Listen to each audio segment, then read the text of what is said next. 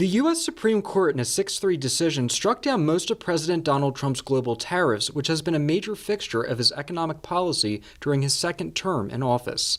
Chris McGee, a professor of economics at Bucknell University in Lewisburg, says President Trump was using a 1977 law to enact tariffs on countries all over the world. It was the IEEPA, which meant that the president could regulate imports if there's an unusual or extraordinary threat that the nation faced, so if he had declared an emergency. McGee says the Supreme Court decided that this particular law didn't grant the president the authority to impose tariffs. He says the law never mentioned tariffs and has never been used by any previous president to enact tariffs. There are other laws that are in place that do give the president some authority to enact tariffs.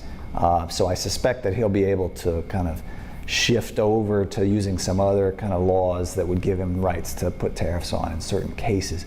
But they're not nearly as broad as the one he used. President Trump made remarks this afternoon about the Supreme Court's decision, and he says he's not happy about it. As far as what comes next, McGee says there's a lot unknown. The government has collected something like $200 billion in tariff revenue, and maybe $120 billion is what the preliminary estimates I've seen that the government could potentially have to reimburse if that's the direction that kind of the court says they need to go. McGee believes most of these tariffs will stay in place, but just use other justifications than the one the president has been using.